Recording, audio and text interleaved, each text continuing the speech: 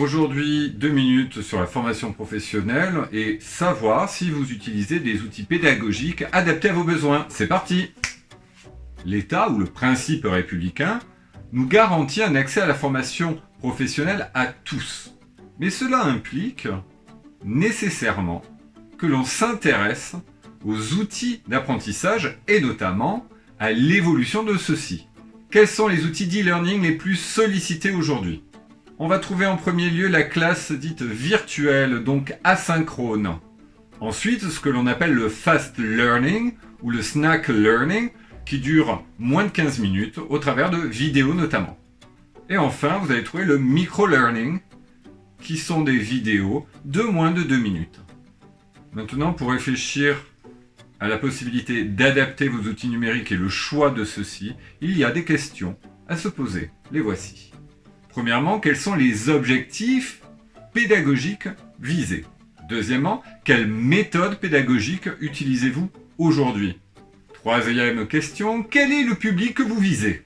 Cela est relatif au domaine d'activité, à l'âge, au poste, etc. Quatrième question, quel est le lieu ou les lieux de formation à votre disposition ? Avez-vous une plateforme digitale ?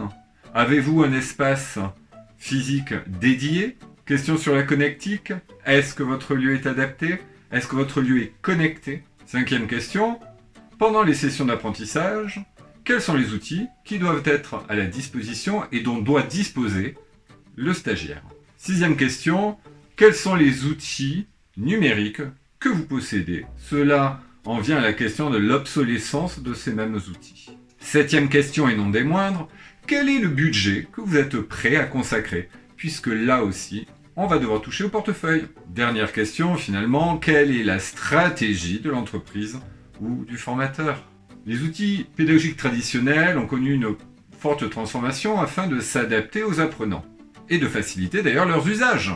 Et parmi ces outils, on va compter ce que l'on appelle le mind mapping, le métaverse, les quiz, des outils collaboratifs, sans oublier l'émergence des podcasts, et nous verrons prochainement la mallette relative aux formateurs. À bientôt!